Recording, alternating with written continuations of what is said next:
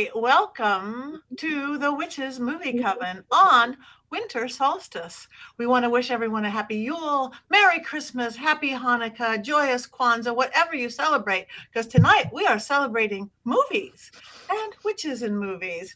My name is Patti Negri. I am your host for this evening, but let me introduce you to my beautiful co-hosts here every week. Let's start with Heather Greene in the beautiful, well, it looks like a red hat, but with her, it's probably purple. No. It's red. It's red today. Okay, so I'm going to let everybody introduce themselves today because we never do that. Okay. Hi, I am Heather Greene. I am the author of Lights, Camera, Witchcraft, which I'll hold up. There you go. I am also a religion journalist and an acquisitions editor at Llewellyn, and my expertise, and I am a film historian, and witch. So I'm here to contribute from my perspective. And we are thrilled to have you. And just below her, depending on your screen, we have Jason Mankey, also an author and witch. And why don't you introduce yourself, Jason? I'm the author of almost a dozen books, but this time of year, I always like to promote Llewellyn's Little Book of Yule. I love the holiday so much, I wrote a book about it. I really love witchcraft history. And, of course, I love witches in movies, which is why I'm here. And all hail the Krampus, the true reason for the season. All hail Krampus! Woo! Thank you very much. And next we have, depending on where you are, is Courtney. Say hi, Miss Courtney Buckley. Hi, that's me. I'm Courtney Buckley. I am a witch, not a very good one, but a witch nonetheless. I'm ghost bait on Scared and Alone. I work in tourism in Salem, Massachusetts, and I am the chauffeur for Black Phillip out and about on all of his adventures. And I love movies and I love to talk. So here I am. Perfection. And then next, we're saving the magic for, well, not even quite last, Richard-Lael. Hello, I am Richard-Lael. Richard-Lael is one name, not two. If I were just Richard, I'd be a dick. Anyway, so I am known as the Gentleman Psychic. I'm a psychic and a medium. I used to be a psychic and a small, but I gained some weight. I also do stand-up. I used to do stand-up, but I found I make more money on my back. Enough about that. Today I was actually inspired because I wanted to be dressed like the Drosselmeyer from the Nutcracker. So I didn't have an eye patch. You look wonderful. You look perfect. Thank you. You look absolutely delightful. And again, I am Patti Negri. You might know me from all sorts of things on the big screen, the little screen, and from my Witching Hour podcast, same producers. We all did bring some of our friends with us today. Of course, we brought our obligatory Black Phillips because this is our mascot for the show. And then I brought Belle. Everybody, wait, look at the camera. She's so... Belle, my haunted 100-and-something-year-old doll. And then I brought her friend Cheryl, who is not haunted, but spirits like to move around a lot. So they had the right color dresses, so I thought I would bring them in. Heather, who do you have with you? I have Kirsten. So here she is. She's restored. I restored her, and she is a big fan of Krampus. Look at her outfits. She's a huge fan of Krampus. American Girl doll from a long time ago. And I'm also working on another restore, which she's really looking forward to being friends with your doll, Patti. So I just thought I would bring her out because she is really one day I'm going to bring her back out and she's going to be all fancy like yours, but she is looking forward to being friends with your haunted doll. So I'm looking forward to that. Yes. Witchy dolls. I have a few others, but I won't bore you. I want to know who's over there with Richard-Lael, because that face is something really interesting. And Richard-Lael. So, I found this guy online and he comes from England and he's really, really tall.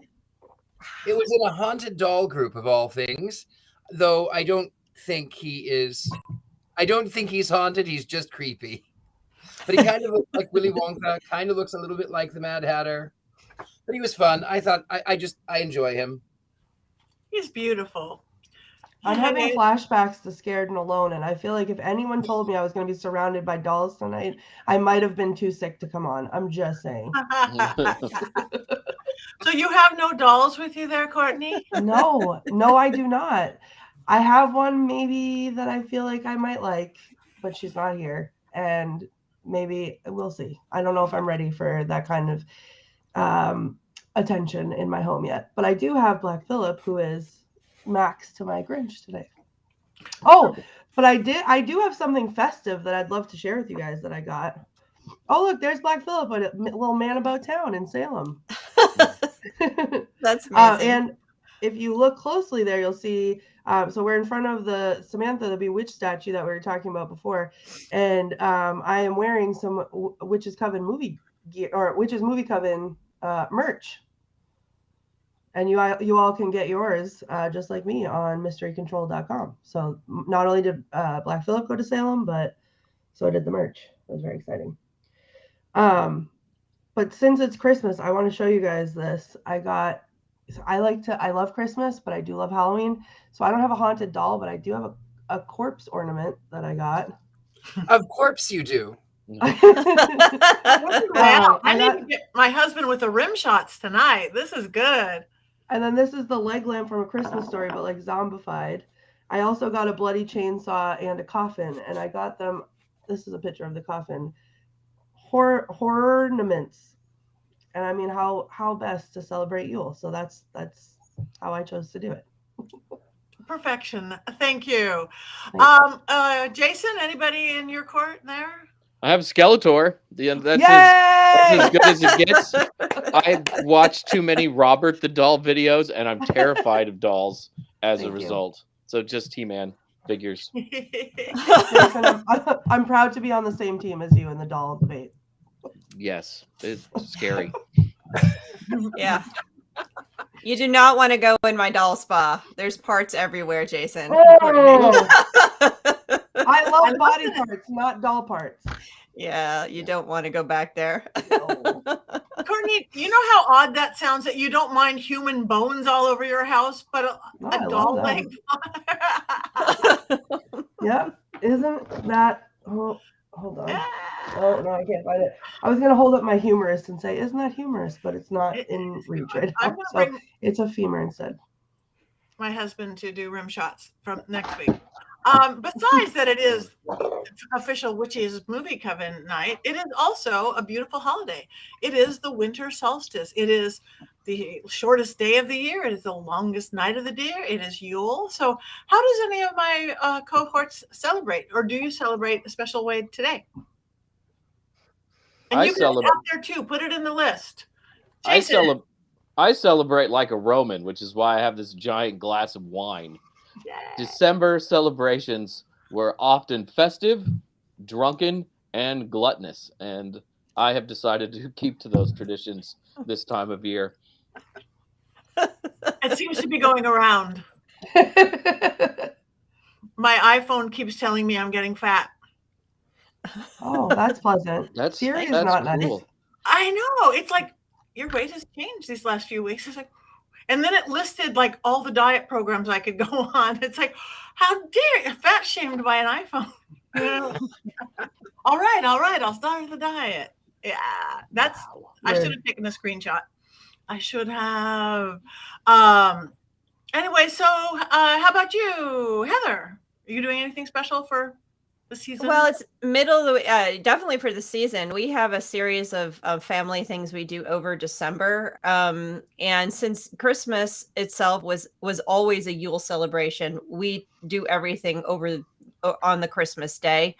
Because I did not grow up Christian, Christmas was always a secular or seasonal holiday. So we just keep to that date. So we don't typically do it unless I'm doing something with a group of witches specifically. And that doesn't even always happen on the 21st, because if it's in the middle of the week, people are working. So it's either a private ritual that's more witchy, and we do the big family stuff this weekend, and I've been prepping for shopping for food and cooking and cookies and all of the good stuff. And all of the stuff for the Saturnalia stuff that Jason was talking about, we're delaying it a few days. Beautiful. How about you, Richard-Lael? Well, I went on a sleigh ride in my one horse open sleigh, Mr. Satan. You know, why not? So, so I did go on a sleigh ride with that. There's no snow, but it might as well. And then my birthday is New Year's Eve, so I like that because more people celebrate my birth, the birth of Christ. So, you know, everywhere I go, it's my birthday. So that's fun. There's always a party. So that's what I do for the season. It's sort of, I mean, if I do something for Yule, it's usually very sort of self, and I'll light a candle and sort of welcome the light, as the case were. So that's what I do. Beautiful. Courtney? Well, so I did something pretty magical this past weekend. There's a place here in Massachusetts called Old Sturbridge Village, and it's like set up like a period style town, and you have all the little buildings that you can go into and learn about, you know, whatever colonial times or whatever, and they like do the actual things, and they're dressed up in period clothing, and they do like a festival of lights. And a couple years ago we went for the first time, and I was having a really hard time that year with my mental health, and I couldn't find the spirit of Christmas anywhere, and I found it when I went there, and I was so filled with it that I think over the last couple of years through COVID and not going, I built it up in my head, and I thought, you know, it was going to be this huge magical event, and I was afraid that I was going to get disappointed. But we went this weekend, we walked in, I started to cry because I felt it was so beautiful, and then it started to snow just a little bit, and we got to take a horse-drawn like carriage ride, and we got to see them make like wooden toys. But there was they called it the wishing bridge, and it was on this beautiful dark path around a pond, and there was a covered bridge, and inside they had lit trees, and it was just plain white lights, and they were covered in these like little brown paper tags.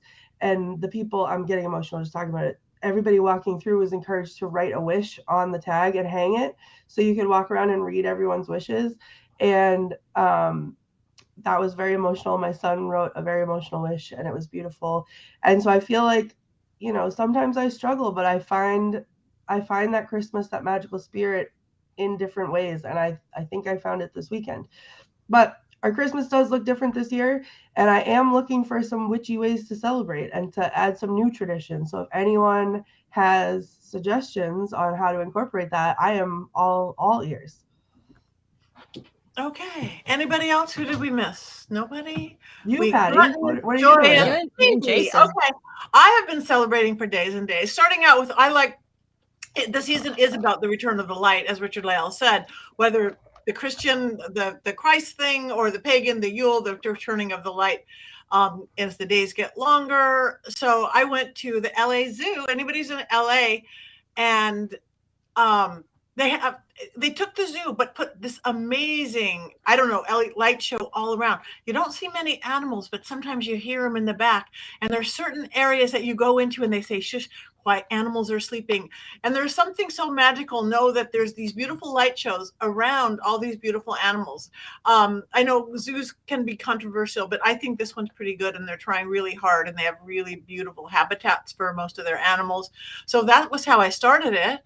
Tonight, the solstice itself, I'm actually having a vampire witch celebration. Everybody, as soon as we go off here, I have a group of people coming, and we're going to celebrate my saber-tooth family with the ritual that we do there to celebrate with some black mirror work and some candle work. And then tomorrow, a coven I work with is gathering to do some Yule work.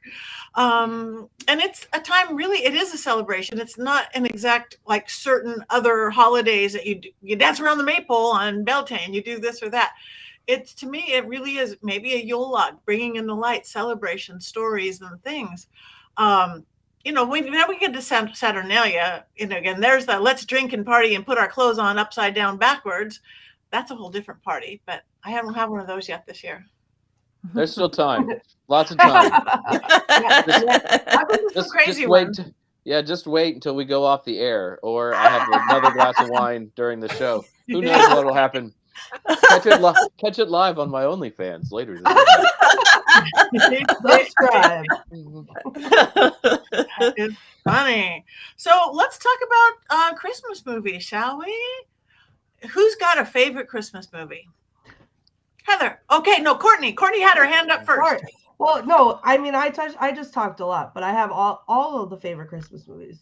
Where do I even start? I work in a public school, and we had on Year Without a Santa Claus because the Heat Miser and Snow Miser songs are my favorite. And I was worse than the children, running around the room, scream singing at them. And they were laughing at how embarrassing I was. Those are bangers. Those songs are so good, though. Right? They're so good. All year long. Yeah. I mean, I have 1,000 more, so someone else should probably go. Okay. All right. Jason, since you are Mr. Christmas, we won't get to bah humbug Richard-Lael quite yet, who doesn't like the season. But you do, Jason. I love the season. Like, I've been celebrating since like the 10th of November. It's the best time of year. And I've been thinking all day like what I want to talk about, because I love Rudolph. I love all of the all the Rankin Bass stop animation. But my favorite Christmas movie, and this is a cliche, is It's a Wonderful Life. And a lot of people probably don't like It's a Wonderful Life, but it's a really dark movie in a lot of ways. There's a great deal of sadness to it.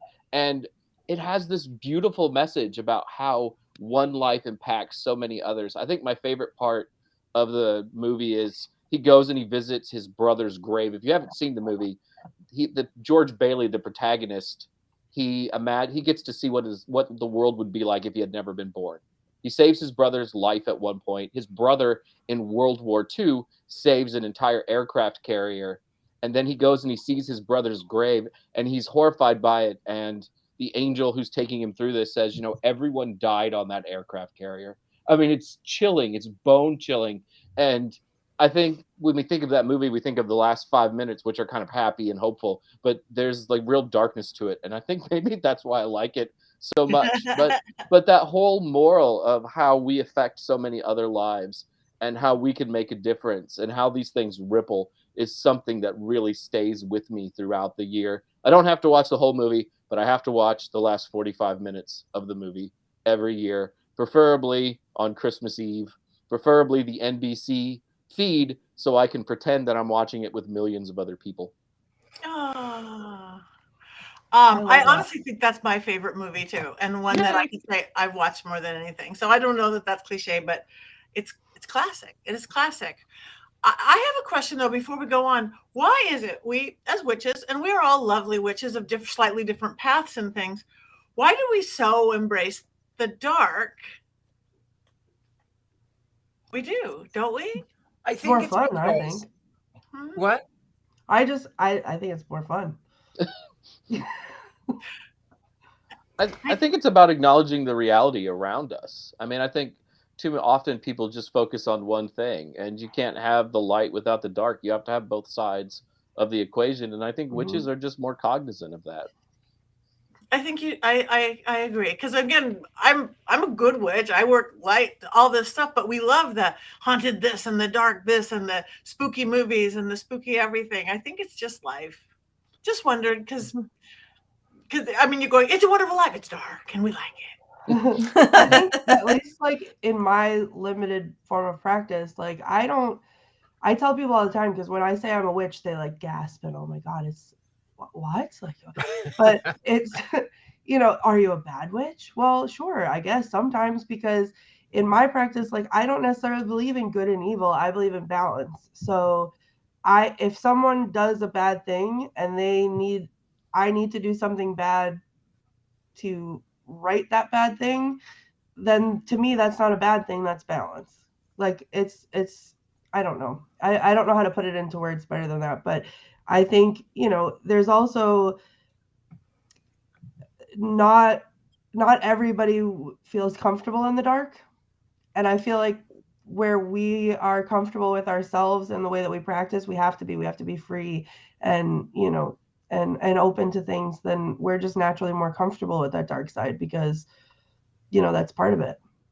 I actually have, if I may, there is something to add to that, Courtney. As an artist, you've seen some of my work on Scared Alone. You have a piece right there behind you. Okay. So when I would have art shows, people would come to my art and they would touch it and they would expect to feel three-dimensional objects, metals and woods and carved and intricacies, and it's actually two-dimensional. And I liken it unto witchcraft because I tell people that the light, everything is contorted and it's twisted. The light can make someone's pink hat look red and someone's red hat look pink. It's actually the light. The light is not entirely the truth. The light is what we look for, but that is not really the truth. Anything in the darkness is the truth, because in the dark, it is what it is. There's no pretense. It's not hiding. It's not pretending to be something that it's not. It doesn't lie. However, if you walk in only the light, you get blinded and you can't see anything else and everything is distorted. If you walk only in the darkness, then you will stumble, because even though everything is telling the truth, you don't know what is actually there. You can't see beyond. But real power is walking in the middle, walking in the darkness, holding the light and commanding the shadows. That is how I create artwork. That is how I do magic. I love that. Mhm. And I Very always nice. think, working in the paranormal world and working in the whole ghosty world and all that, if you bring a candle into a room, you bring the light, then you get to see all the shadows. You get to see the dark. You get to see it. So you need both. Mhm. You need I love that. both. Balance. Or you can't see it. If it's just in the dark, you're right. You tumble over it. You can't see anything. You need a headlamp. Anyway, I totally off track. I just went there. So, all right, who has another favorite movie? My dolls are getting restless.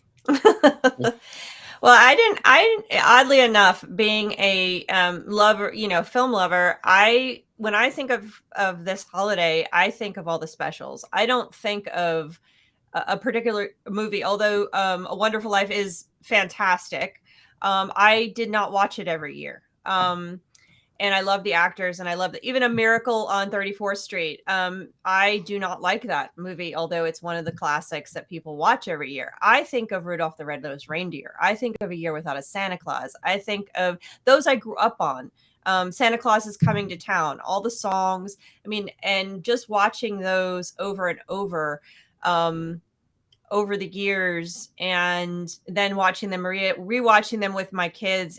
One of my absolute favorites, though, we haven't mentioned yet, Emma Daughter's Jug Band Christmas. Yes. Nobody Yes. needs to. Nobody can say anything about this movie. I'm just going to tell you right now. Talk about good music and great characters and very dated, but I love it. And forcing my children to watch all of these over and over. And then some new ones that came out. What's the elf one? Prep and Landing was really cute. It came out around 2009. It was cute, Jason. I saw that. And and it was cute. And some of the other ones, but I don't think of movies. I think of these specials. Yeah. And reading books. Anything that had to do with the Christmas Carol. And the Nightmare, not the Nightmare Before Christmas. My goodness. No, the night before Christmas, we read that every Christmas Eve, and I force my children, even as teenagers, to sit down and listen to it every Christmas Eve. So that is what I associate, not movies. This is a question, like, we're of the same age, Heather. When we were kids, you could only watch those specials once a year. Yep. You had to know exactly when they were on, and your friends would watch them at school too. And then if you missed it, you were done. Does the easy availability of this stuff make it less special than it was 20 or 30 years ago?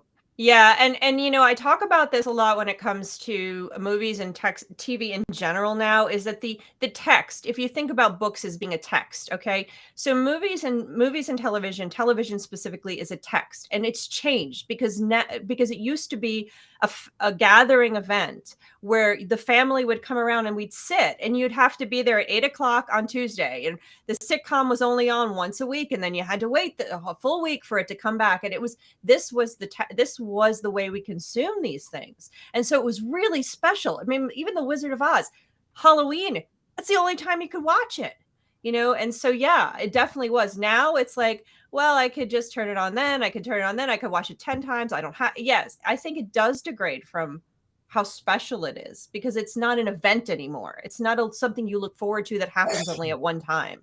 Now it's like, it's something you can just, you know, you can go to Target, you can watch this movie, you can, you know, whatever, you can watch something else. It's not as special, but I still love it.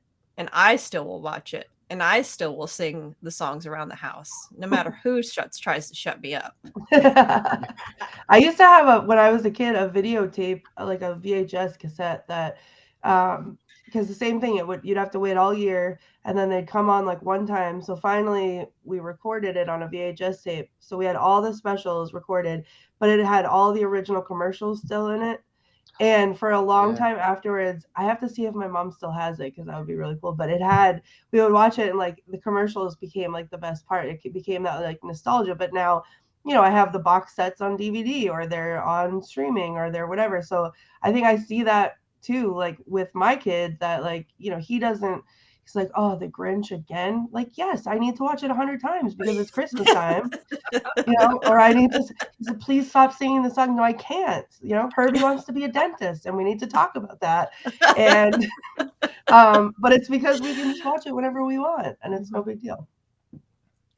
And I do have to add that a lot of these shows, they don't necessarily have witches in them the way we talk about witch movies, but I think there's something to do with the magic of of Yuletide that's there, and it's resident in these movies, even if they're based on, you know, a different holiday, a Christmas holiday, but there's a feel good magic. And like I said, I grew up in a secular home and the magic was still there. And I'm definitely feel like that is a part of what led me down the magical path and the witchcraft path was this magic that that existed and emanated from a lot of these shows, you know. And maybe I'm Pollyanna, but I think it's palpable. It's physically palpable at this time of year. Yeah, like it's so even it's like oh my goodness, COVID brain is still got me. It's a Wonderful Life. I watched that for the first time a couple years ago, and even though it can, like, I can see how some people can watch that and think it's depressing because like this time of year is depressing for a lot of people. There's still some, you know, somewhere along the line there's a spark of something that lights something inside you. And you know, whether you celebrate Christmas or you don't, or you celebrate one of the other holidays that happen around this time, it's palpable. Like you can really truly feel it. And I saw a comment come up somewhere about Santa. I have to just interject. I fully believe Santa's a witch. Hot take. Well, I love the Rankin Bass things because there's no religion in them whatsoever. Yeah. It's just magical stuff. There are some Rankin Bass specials which are specifically religious. Nestor the long-eared donkey, for instance, and the little drummer boy. But the ones that people actually like and watch are not religious. Rudolph, there's no "we're flying for Jesus" stuff in it. You know, it's just not there. All of the Santa Claus, Year Without a Santa Claus. Yeah, and Santa Claus is coming to town. None of those have anything really religious in them at all. It's just magic. And that's what makes this time of year so special. This is the time of year when everybody believes in magic. Yeah. Nobody says, oh, it's 4th of July magic. It's Labor Day magic. It's Christmas. You know, not even Halloween doesn't really have that association in the mainstream culture like this time of year does. This is the most magical time. Yeah, I agree. I grew up in a secular household too, very much so. And I didn't even know it was a religious holiday. It was Santa. It was a tree and presents and Santa Claus. And that's as much. Why do I have these weird shadows on my face? It's the doll. I didn't know. We would pass a church and I'd see baby Jesus in a thing, and I just thought that was one of the stories of like Santa. Yeah. So, but it had magic. We had lots and lots of magic. Well, there is a lot of, not only is there an association with magic, but actually specifically there is L. Frank Baum wrote The Life and Times of Santa Claus in 1901. And so it's again, The Wizard of Oz. So it is about witches and magic. So absolutely. Now, I grew up religious, but it was different for me in my household. My parents did not believe in Santa because they said we worked hard. We were the ones who bought you that, not some fat old man who steals away in the house. I did that, not him. So my parents were kind of realists that way. Also, I think they wanted the credit, which I think was kind of great actually. But they definitely believed in the spirit of Christmas, the feeling of.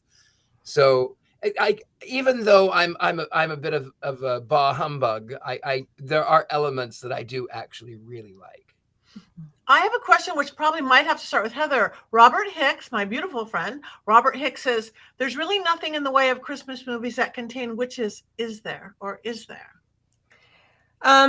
Christmas appears here and there in a lot of Hollywood films as a marker of goodness. So in for example, Bell Book and Candle, that in the beginning, I believe it's the beginning, it takes place in Christmas, and the witches are celebrating Christmas, and she just wants to celebrate Christmas and go to church and stuff. So she makes that. So you see them, Christmas appear as markers and codes. But there's no specific necessarily witch movie that's dedicated to Christmas, except for the atrocious Christmas special called The Magic Christmas Tree, which I mentioned last week. And I don't know if anybody went out and watched it, because if you did, you would have said something to me, I'm sure, or sent me some nasty grams over some social media platform. This is a terrible, but it has a witch in it. It's as a central character, and it is a Christmas special. Christmas, as far as I recall, it does appear though in Lion the Witch in the Wardrobe. It appears in Harry Potter. So Christmas appears in movies, but I don't believe there's a specific witch movie that's Christmas is central to, except for The Magic Christmas Tree. I think there's a Good Witch movie, which was a Hallmark Lifetime movie kind of thing. Like there's a Good Witch Christmas, I think. So there's one. It's a special. Yeah. There's a whole specials. That series. I love that series. It's so boring. There's some specials around, but yeah, it's not a thing you think of witches, which in mainstream, I mean, reality is in mainstream culture, if you're going to have a witch, it's either going to be about Salem or a small town in New England, or it's going to be a Halloween. I mean, that's the main, or it's going to be some horror, scary film. Christmas is rarely wait a minute. There's the Italian film La Befana, and I believe there's two of them. So that's an Italian film, and I have yet to see it, but I heard it's really good and really fun. So La Befana would be the closest we get, and that's an Italian movie. So do we know what the Legend of the Christmas Witch that Holly just brought up? Is that a movie? Do we know? That's La Befana. Oh, that's La Befana. Oh, okay. Mm-hmm, mm-hmm. So if you don't know the story about La Befana, and I don't know if Jason, if you did more on this, but I did write a couple articles on it, and I interviewed some Italian witches. And basically in Italy, the Christmas witch comes and delivers the presents and the treats and everything rather than Santa. They knew La Befana before they knew Santa Claus. And that's who La Befana is. It's a witch that delivers the goodies to children at Christmas. I think Santa's probably overtaken her, but I'm not exactly sure where that stands with the young Italian children now. She's making a comeback though, because people are really interested in those more indigenous sort of gift givers in areas. Mm-hmm. And I'll also say too, it's really cool. The last 10 years, we've seen this sort of eruption of interest in figures like the Yule Goat, La Befana, and the Krampus. I mean, there's something magical happening, right? And these figures are sort of rising back up. And they're not going to replace Santa anytime soon, but I think that they can stand side by side with Santa, or the Krampus can put Santa in his backpack and take him to hell for a little while. Huge. Here we go with that dark again, but Krampus is huge these days. Yeah, I don't even think I knew who Krampus was when I was a kid. Mm-mm. No, I didn't. I didn't know about La Befana. I didn't know about Krampus. I knew about Satan. But I didn't know about, it was all Santa Claus. I didn't even know there was a Hanukkah Harry until I was in my teens, and my family's Jewish. So I didn't know there was a Hanukkah Harry until I was 30. I think it's a joke. It's John Lovitz from Saturday Night Live, right? Oh. Hanukkah Harry. It's a joke. He's not a real thing. No, Hanukkah presents are not delivered by Hanukkah Harry. I can attest to that. Okay. We should chat a little bit about A Christmas Carol and all the different versions therein. Who wants to start with that? Who knows? I do. No. Somebody said the background was moving. I don't know. Can you tell? It better not be my background with all your dolls out here. With A Christmas Carol, as much of, like I said, as much of a bah humbug as I am, I absolutely love the fact that these spirits have haunted this man who finds the error of his ways. However, I kind of have an alternate view. So no, maybe I'll save that for later, but I have an alternate view of it. No, I'll tell you right now. Why not? So here's my alternate view of A Christmas Carol. So Ebenezer Scrooge, whose partner in business had died, what was it, 7 years before that very night.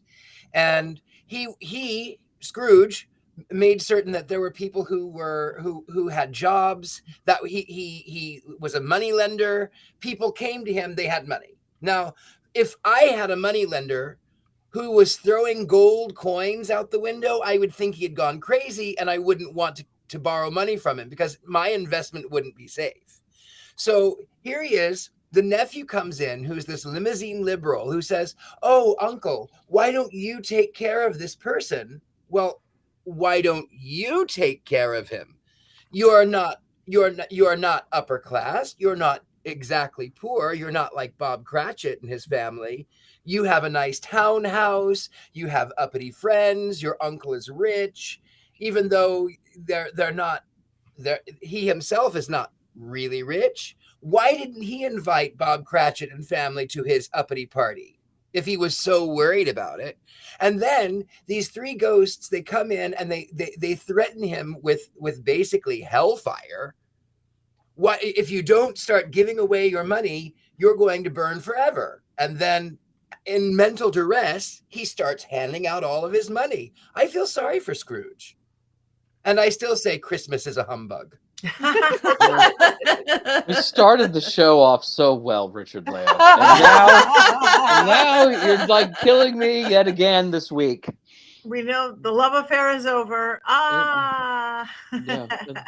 Maybe it's just two Capricorns butting heads. I don't know, but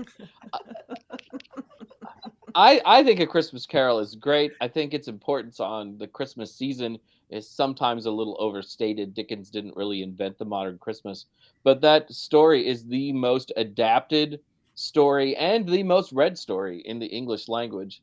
And it's brilliant, and it doesn't tell Scrooge to give away all of his money. It just says that Scrooge should be nice and kind. He can keep most of his money, but he doesn't need all of it.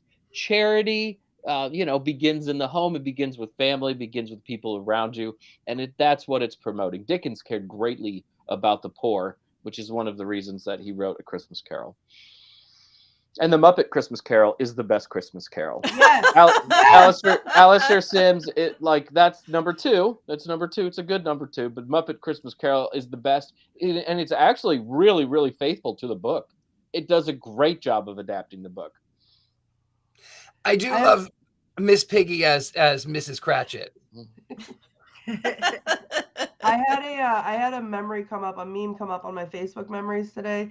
That it was like, let's not forget that this is also the time of year that we celebrate ghosts haunting employers into paying their employees a livable wage, which I think is really funny. But I have to agree, the Muppets Christmas Carol as a kid, like A Christmas Carol, I feel like in my childhood was the only Christmas movie that they would let us watch in school, like coming up before the Christmas break, because it was also, it was literature, so it was they could get away with it. So I had seen a lot of different versions, but like nothing scared me, nothing drilled fear into me like the Ghost of Christmas Future from A Muppets Christmas Carol. I don't know if anyone else felt the same way, but it was like the scariest thing I'd ever seen. But I love that movie so much. Ghosts can be scary for people, but puppet ghosts?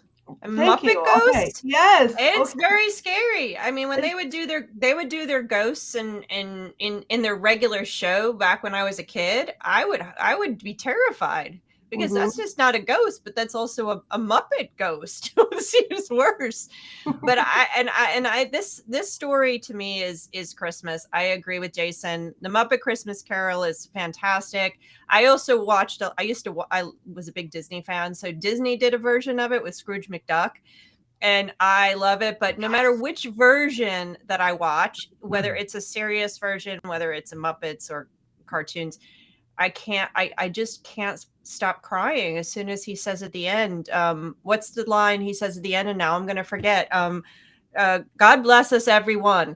The little Timmy. And when he says that, that's it. I'm done. Give me like an hour to recover from that. It's just it's a moment in everyone when they capture it right. Everyone except Richard-Lael.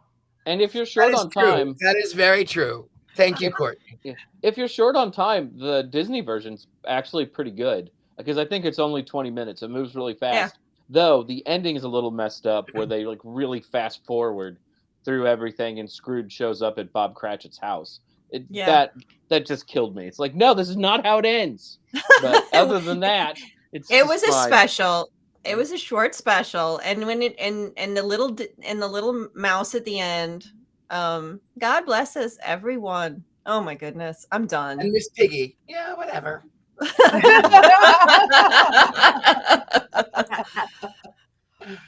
Our producer Rob Lawrence mentioned the Patrick Stewart TNT version. Yes, Scrooge. That's a serious version. Scrooge. Yeah.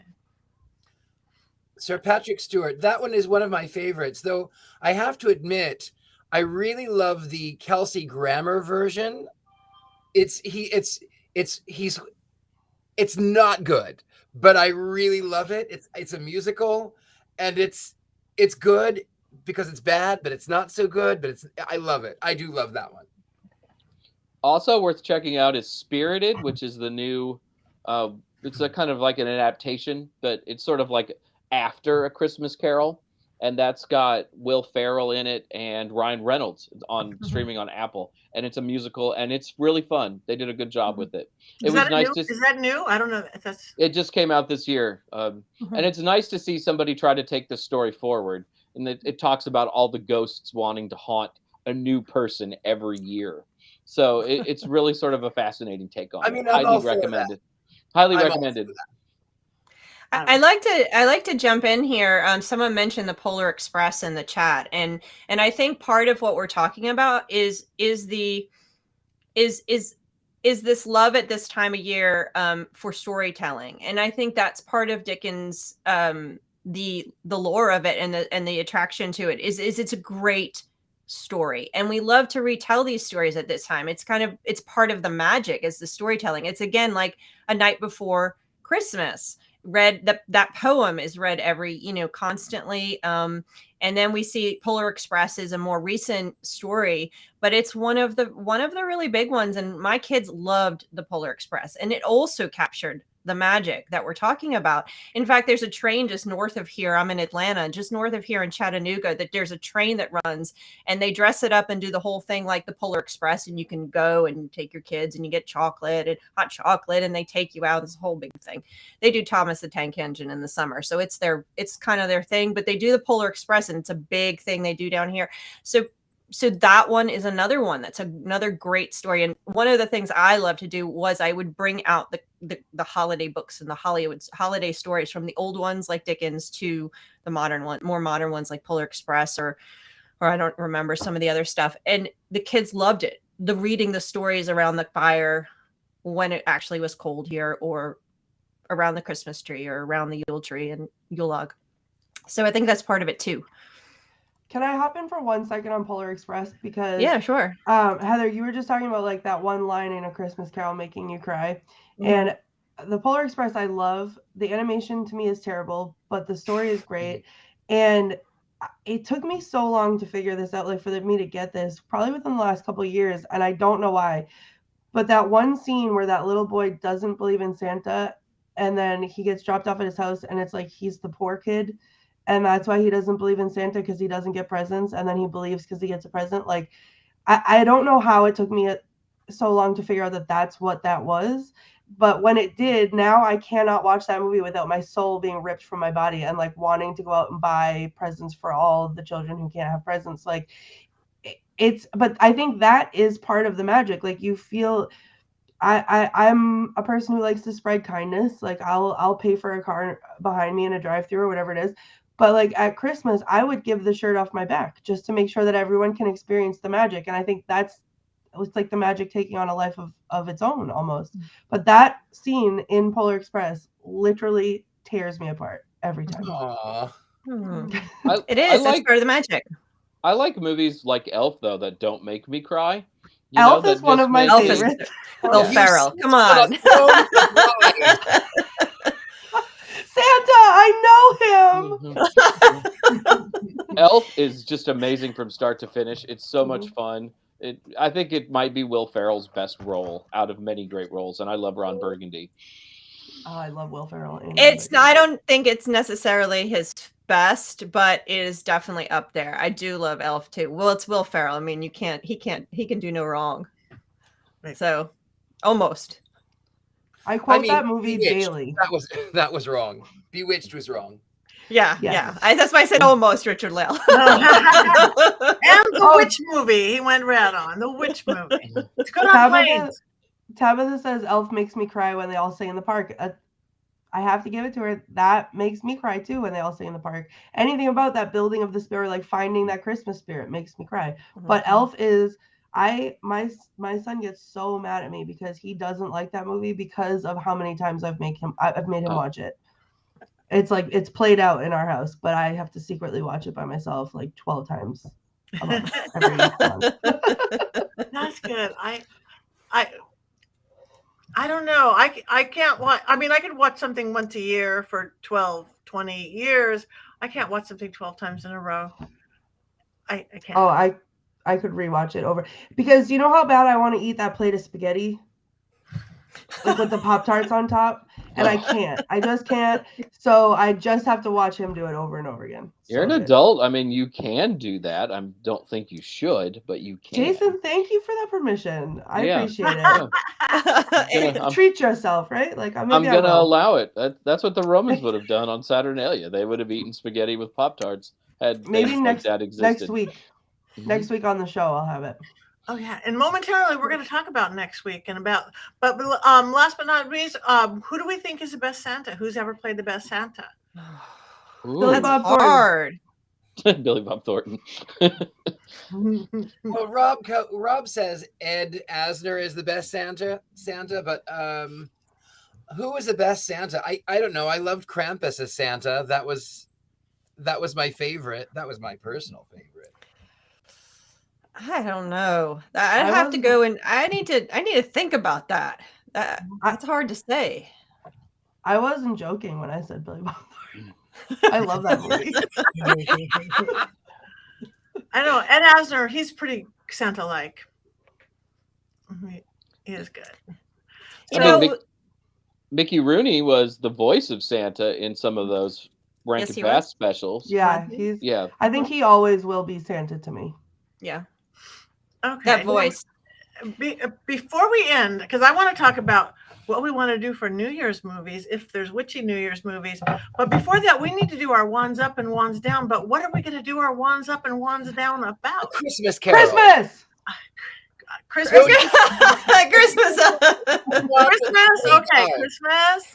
You know what movies we didn't mention, and I just need to pop in. We talked about all the magic and all the we did not talk about a Christmas movie or Christmas Vacation or any of the goofy ones we love to watch that are that maybe don't capture the magic but do capture some good laughs. And the Gremlins takes place on Christmas Day, and you can't feed them. You can't after midnight. You can't get them wet, and then all through Christmas it's destroyed because that's Nathan's favorite Christmas movie. Nathan and I, we are simpatico. That is okay. I think is one of my favorites. I will argue that the Lord of the Rings movies are Christmas movies too, just because of when they were originally released. At our house, they're definitely Christmas movies. I can get on board with that. I can get on board with that. Talked about how I never watched any of the Harry Potter series. Guess what? I also never watched Lord of the Rings. Like every week now, Richard-Lael, you just wound me a little bit more. If I could run next week? Oh. What's going to happen next week? But I will tell you. Well, let's do one. Let's do A Christmas Carol. Every version. Every version. Every version. Okay, let's do Christmas in general. Yay! Richard-Lael. I just wanted to see it. Let's do Saturnalia, gluttony, and yay! Let's do Yule, bringing back of the light, solstice, winter. And again, no matter what you celebrate, with or without any religious or spiritual overtones, it is a time for magic. It's a time for magic, everybody. So let's wands up, wands down to magic. Yay! All right, before we go, because we just have a few minutes left, next year we've got New Year's coming. It's a New Year's. Is there any witchy New Year's movies? Or what do we like to watch for New Year's that maybe has a witchy feel or theme to it? Think about that. Yeah. What does? Anybody out there in our chat room? Is there any? And if there isn't, somebody should write one. And somebody earlier, I don't remember if it was Matthew, said that with the upsurge and the craft and everything, and with people, somebody does need to make a real witchy Christmas movie, perhaps. The Conjuring. I think it should be us. I think we should make it. We should make it. All right. On a Zoom screen like this. Yes. Exactly. There is Rudolph's Shiny New Year, which doesn't really have a witch in it, but it does have Benjamin Franklin and a caveman and a whale named Big Ben, and of course like a little baby New Year named Happy. Yeah, his name was Happy. I love that one. I have that on DVD and I've never watched it. And guess what I'm doing tonight? And it has the original voice of Rudolph, because that is the only voice of Rudolph. Yes, I love it. Mm-hmm. Really? Yeah. Okay. I don't think we could build a show around that particular Franken Bass episode, though. We would really be treading water for the hour. All right. Well, we do want to wish everybody a happy holiday. I want everybody to, again, quickly just say what's going on. If you have anything that people should watch for, live appearances, your website, your social media, etc., etc., etc. This week, why don't we start with Richard-Lael, because you got the cutest wig of the group. Well, thank you. It's all my hair. I grew it naturally, of course. Yay. Anyway, so you can find me. I'm easy to be found. But I'm pumped. I am the Gentleman Psychic. You can find me on thegentlemanpsychic.com. That is the best way to reach me. Or if you can find me on Facebook, Richard-Lael Lillard, Instagram, Twitter, not Twitter, and I'm not on Twitter anymore. Anywhere other than Twitter, all of the other medias of social, that's where I am. Richard-Lael Lillard. And it's only one spelling. There's only one spelling. That's it. That's all I have. Thank you. Courtney. That's me. You can find me on all the socials at the Femes, which is short for Femur. I am on Instagram with Black Phillip. That's where you can keep up with his adventures. We met a celebrity in Salem this week, so you can check that out. You can find me on Twitch. I play horror games, so if you want to scare the pants off me, you won't be able to see it, but it will happen. And then you can also watch me as Ghostbait on Scared and Alone at scaredandalone.com. And, just as a reminder, Hail Santa. So that's how I feel about the season. But yeah, that's it. Perfect. Thank you. All right, Jason. I'm Jason Mankey. I can be found at every social media platform, including Twitter, until it shuts down next week. I just had a book come out called Modern Witchcraft with the Greek Gods, which I talked about on Patty's show a week and a half, just a week ago or so. So that's really exciting, and it's a quiet time. But in February, festival season starts, going again, and I'll be in Detroit for the Great Convocation Festival. Thank you. Bless you. Thank you. I had no hands to mute. Oh All right, Heather. My babies are crashing everywhere. no.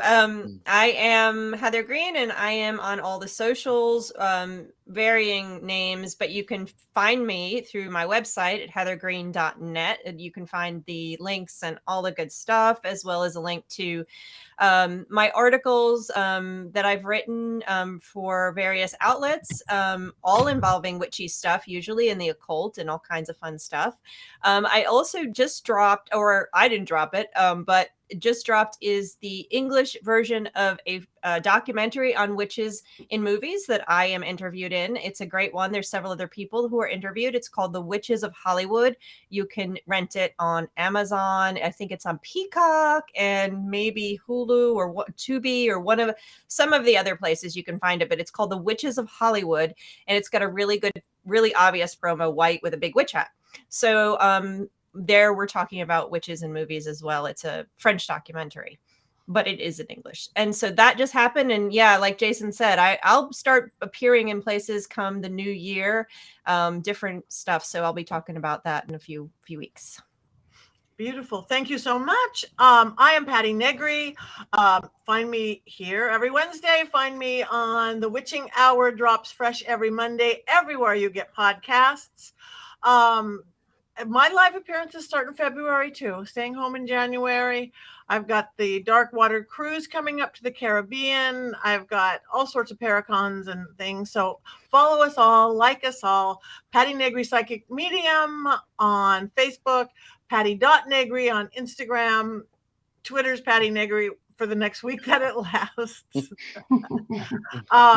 So think about holiday or New Year witch movies for next week. So you guys can put into our chat room. You can go to our Witches Movie Coven page on Facebook and tell us things you want us to talk about, or think of a movie that we haven't thought of as a New Year or witchy or beginning of the year movie. We would love to hear it.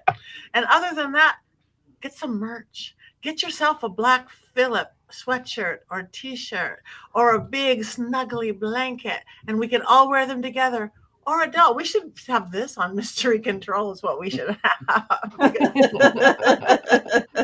Yeah, I have to say those sweatshirts are so comfy. I wore it for more days in a row than I'd like to admit publicly without washing it, because I didn't want to take it off because it was really snuggy. I love it. We appreciate you washing it though, Courtney. I did wash it. Yes, yeah. I did. Eventually, yeah. Eventually. Well, anyway, we are the Witches Movie Coven. Please come back next Wednesday, and please tell your friends if you like us. Please give us any suggestions. We really want to hear. We want to thank our producer, Rob Cohen and Christine Roth.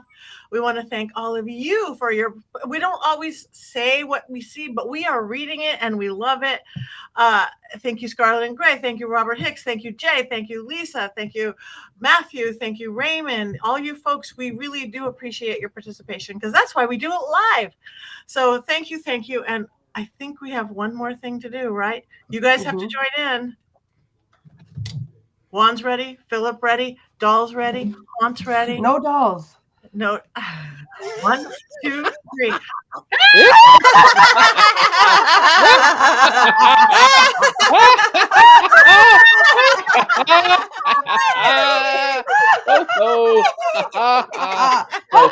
We're the Witches Movie Coven, and you're a member. I love the ho-ho-hos. Yeah. For a limited time only.